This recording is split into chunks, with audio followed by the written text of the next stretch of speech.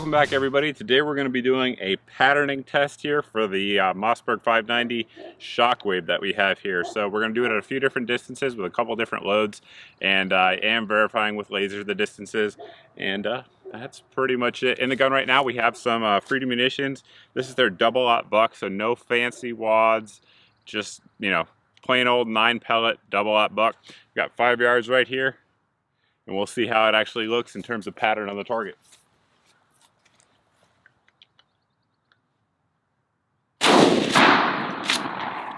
I was going for the head, so we had a decent little pattern there. We had one pellet go a little bit low, but in terms of spread, we're right at about 4 inches there from the 5-yard mark. We've moved back to 10 yards, nothing else has changed, same ammo, and we'll see how it does. I've marked the shot down there earlier, so we'll know if anything overlaps. Let's check it out. You guys can see the spread right here. This is the wad up here on top. And the pattern there right at 8 inches, so double what we had at 5. Makes sense. Let's step it back and see how it does at some distance.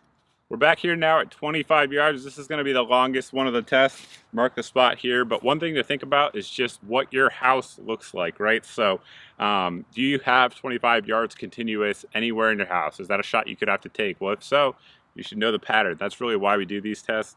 But 25 yards is a long hallway for sure. It's 75 feet, you know, just to put it in perspective. So we'll see how this stuff does. And then we're going to switch over to something that should do a little better pattern-wise and see how we do. So let's do it.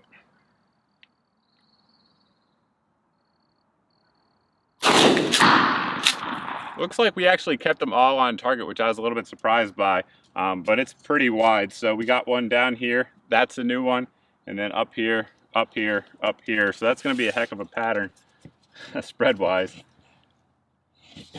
So we're at 14 inches that's spread there from 25 yards. So just keep that in mind, guys. As a responsible gun owner, you're responsible for every single pellet that you put down range. So let's see if we can use a different load and get some different results. Back here at the 5-yard line, same gun. We're still losing light, so trying to get the video in before the sun goes down. But now we have the Hornady load in there. It's double-aught buck still. It's 8 pellet instead of 9, but the big difference is the wad it has in there. So this has a specially designed wad that will, in theory, keep the patterns tighter as they go down range. So we're going to see how it does at this exact same distances, exact same gun, and get to it.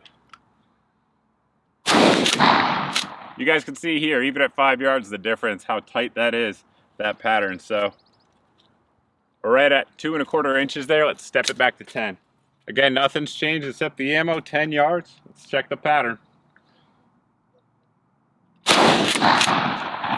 As you guys can see here, the pellet stayed really tight. However, the wad did come apart down here at the bottom, or separate rather, from the actual pellets. It's kind of cool in that regard.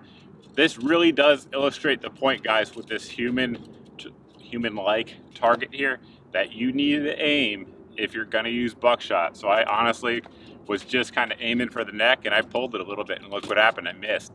So right here, the spread, we're right at 3 inches on the spread there, so much tighter than what we saw with the standard buckshot. And then of course, obviously the wad was way down here, so let's check that out. The wad's about 10 inches away from the rest of it, so we'll mark these up and move it on back. You know the drill, same thing, 25 yards. Let's see how she does. I might actually have to aim this time.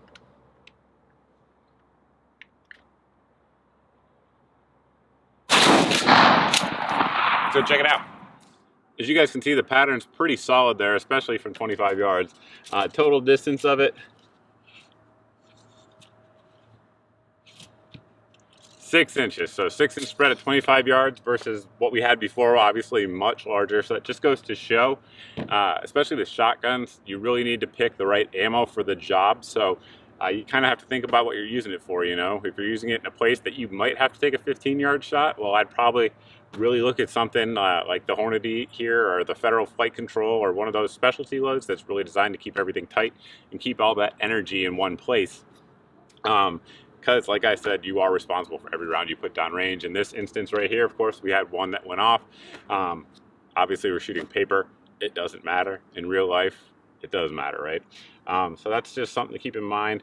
I know a lot of people out there think, you know, you just point a shotgun at something in the general direction and you'll hit it, and that's 100% not true, even with the standard buckshot as you guys saw earlier. So that's really it, guys. Hopefully you guys got something out of this. And one thing I recommend is, regardless of the shotgun you have, whether it's the 590 Shockwave that we have here or something else, make sure you go out and pattern it so you can see exactly how it's going to perform with the load you need and hit and know where it hits, rather, at different distances. So that's pretty much it. If you guys are looking to pick up one of these Shockwaves, I think right now, as I'm filming this anyway, they're like 359 bucks.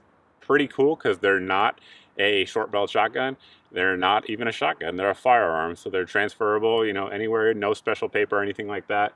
And I think this gun's going to find its home in a lot of vehicles and anywhere that people are going to be operating in close quarters. So I think that's really it this time. If you guys have questions, you can post them down below in the comment section. You can always post those over at my Facebook page. As always, that's generally the best place to get in touch with me.